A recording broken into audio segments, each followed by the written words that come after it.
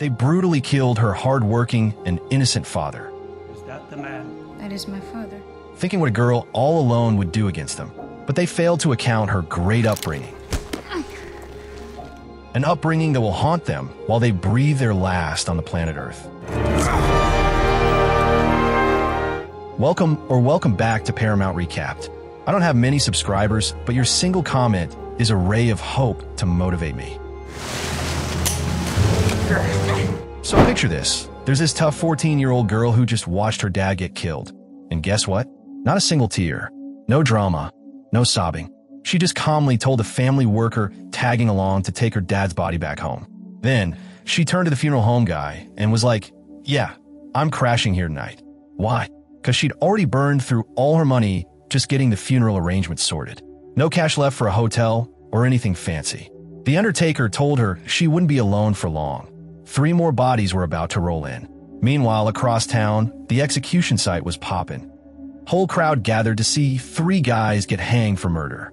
Each one had a different vibe. The guy in the middle was crying and trying to explain himself. The one on the left looked like he didn't give a damn. And the dude on the right?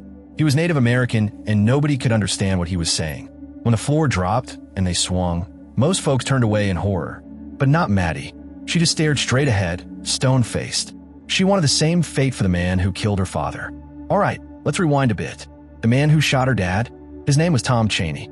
He wasn't some stranger. Maddie's dad had actually hired him to help out with some horses they were bringing back from the prairie. But when it got to town, Chaney hit the bottle hard, gambled like crazy, and things spiraled. He ended up pulling a rifle, and when Maddie's dad tried to calm him down, Chaney just straight up shot him, stole his horse, grabbed a couple of gold coins her dad was carrying, and bolted. Maddie? She wasn't about to let this slide. She believed everything in life had a price, and she was ready to pay it. So off she went to Fort Smith with the family employee, ready to track this guy down. First stop, the sheriff's office. But the sheriff just shrugged and said Chaney had probably taken off into Indian territory with some gang, led by a guy named Ned. And yeah, Indian land was out of the sheriff's hands, totally off limits. The sheriff told her the only chance she had was to hire a U.S. Marshal. But that was expensive, and the marshals were already overworked. Plus, Chaney wasn't exactly top priority on their hit list. Still, Maddie was determined. The sheriff gave her a short list of 3 marshals to consider. After thinking it over, she picked a guy named Rooster Cogburn. Known to be a bit wild, drinks like a fish, but fearless. She hunted Rooster down and found him, of all places, inside an outhouse at a bar. Yeah, he was literally just sitting there, ignoring her. Didn't care about her offer, and thought she was just another annoying kid with no money. But Maddie wasn't backing off. She had to see her dad's body one last time before they shipped it out. Then she headed over to meet a businessman named Colonel Stonehill. He used to sell horses to her dad, and she was ready to hit him with a refund request since Chaney stole the horse from his stables. At first, the colonel brushed her off. But Maddie? She argued her way through the whole thing like a lawyer. She even threw in some subtle threats about getting the law involved. In the end, Stonehill folded and gave her the compensation. Now she had some funds. She then swung by the boarding house where her dad had stayed. The landlady felt bad for her and let her crash in her room since there were no other beds available. That night, Maddie spotted her dad's old pistol among his things, and a plan began to form. She was going to follow Rooster into dangerous territory, no matter what. That night was the first time she let herself cry, but she wiped those tears away fast. The next day, she cornered Rooster outside the courthouse and started sweet-talking him a little, called him brave, even lit a cigarette for him like some old-timey movie character. Then she laid it all out again. She'd pay him $50 on top of the $2 reward the government offered to catch Chaney. Rooster started taking her seriously when he noticed the pistol in her bag. That evening, as she returned to her room, she noticed some random man had taken the spot she was hoping to get. Turned out, he was no ordinary guy. His name was La Burf, a Texas Ranger. He had been tracking Chaney too, but for a totally different crime. Apparently, Chaney had killed a senator down in Texas and then disappeared. La Burf had been chasing him across states and now figured teaming up with Rooster would make things easier. Maddie wasn't into the idea. She didn't trust La Burf and didn't want to pay 2 guys. Plus, he'd been hunting Chaney for months and hadn't caught him. A little back and forth later, Maddie shut him down with her usual sharp tongue.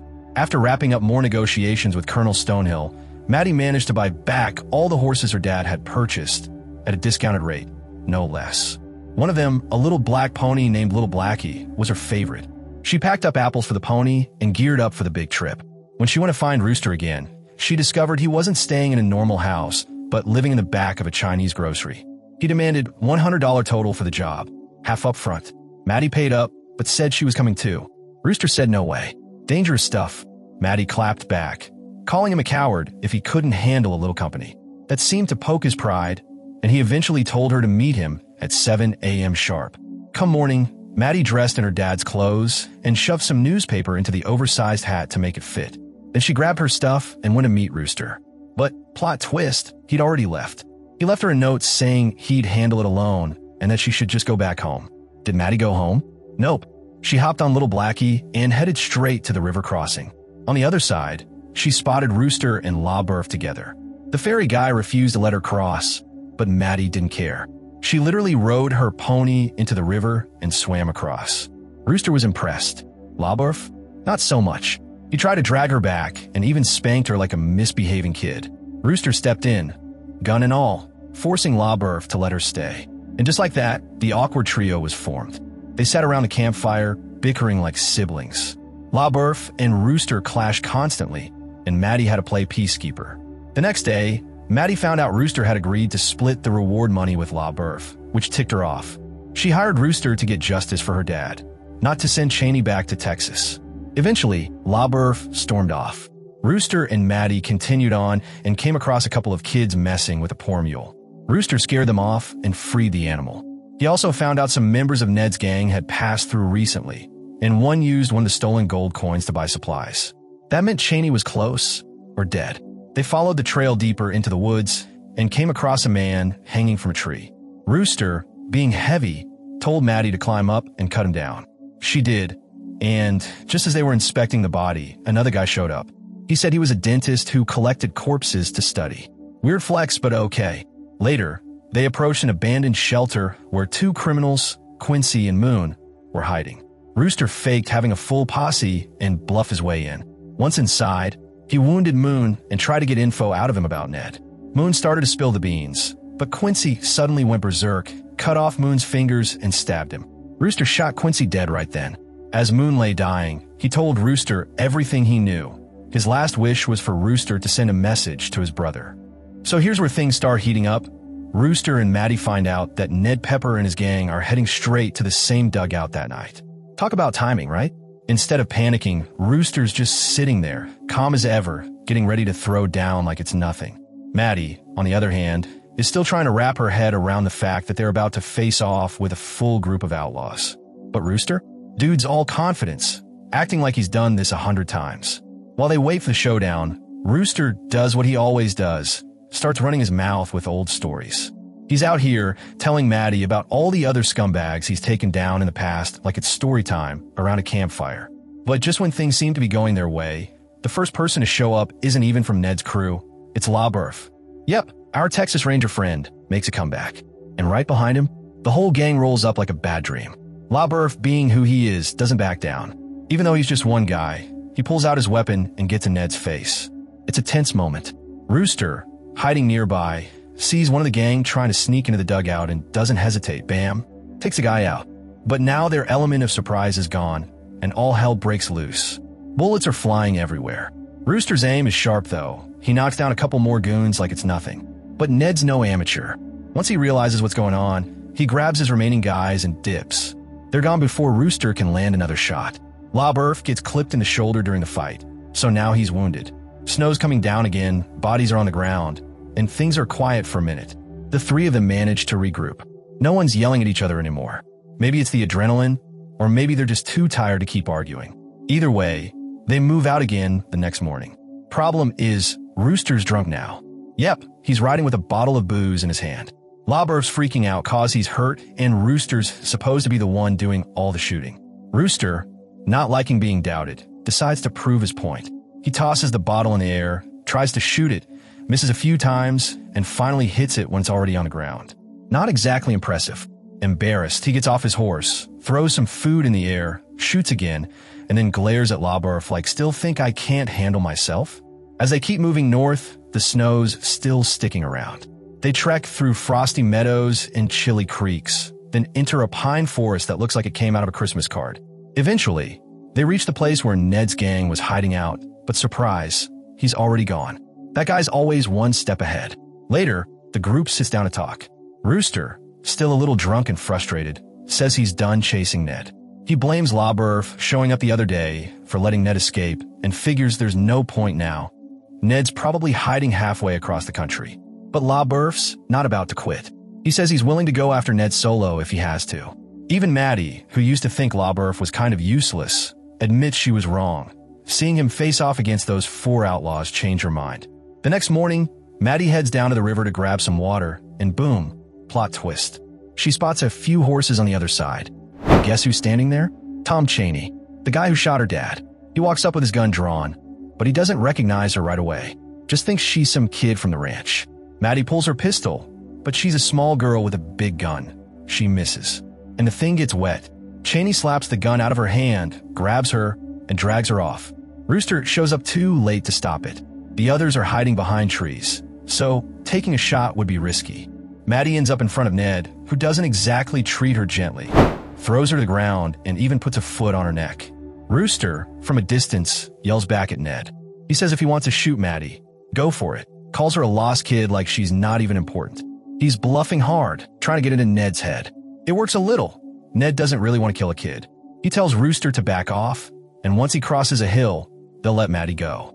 For now, Maddie gets taken to a quieter spot. While they wait, she tells Ned what Chaney did to her father and says she wants to deal with him herself. Ned agrees to leave her there and takes off with his gang. But since they don't have enough horses, Chaney's left behind with her.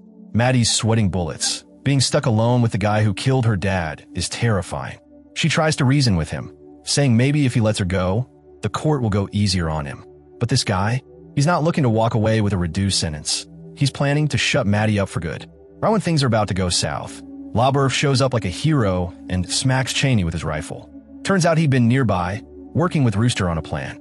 Down the hill, Rooster's getting ready to face off against the last of Ned's gang, one-man army style. Rooster charges down the slope, guns blazing, riding his horse like he's in some old-school western duel. He nails one guy instantly, then another. LaBeouf, up on the hill, provides backup with his rifle. Rooster takes a hit, but keeps going. Soon it's just him and Ned, firing at each other up close. Rooster's horse gets shot, and he crashes hard to the ground. Ned, injured but thinking he's won, slowly pulls his gun to finish the job. But up on the ridge, LaBeouf takes one final shot, bam, nailed it. Maddie's cheering in her head. But just as things seem okay, Chaney wakes up, grabs a rock, and knocks LaBeouf out cold. Maddie grabs LaBeouf's rifle and points it at Chaney. This is the moment she's been waiting for. Her hands are shaking, but she pulls the trigger and drops him. The kick from the gun knocks her backward into a dark pit. A vine catches her partway down, but she's stuck. She tries pulling a dead body closer to cut the vine, and that's when she sees it, snakes. Everywhere. One of them bites her hand, and panic sets in. She screams for help, but no one hears. Then Rooster appears out of nowhere, jumping down like a boss. He shoots the snakes, slices her hand open, and sucks the venom out without a second thought. LaBeouf, finally awake again, helps pull them both up using a horse. But time's running out. Maddie's in bad shape. Rooster grabs her, throws her on Little Blackie, and rides like mad toward the nearest town. He doesn't say a word the whole time. They fly through woods and over frozen fields. The little horse is giving it everything. As the sky darkens, Little Blackie starts slowing down. Rooster, desperate, stabs the poor pony to keep it moving. Eventually, the horse can't go any farther.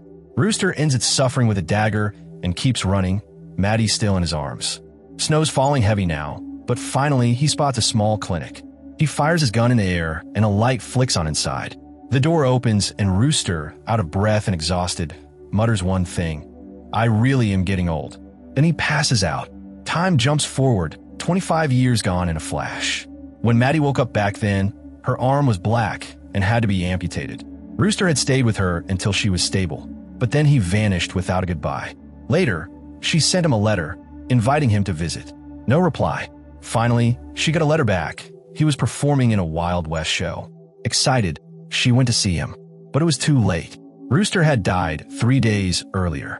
She had his body moved and buried near her family's home. Years pass. Maddie visits his grave often, but never hears from LaBeouf again. If he's alive, he'd be pushing 80. Maddie never got married. People call her strange, but she doesn't care. No one really knows what she went through. The guts it took to ride out alone at 14, cross rivers, stare down criminals, and avenge her father's death. And that's where the story ends. If you liked it, give it a thumbs up and hit that subscribe button. Catch you in the next one.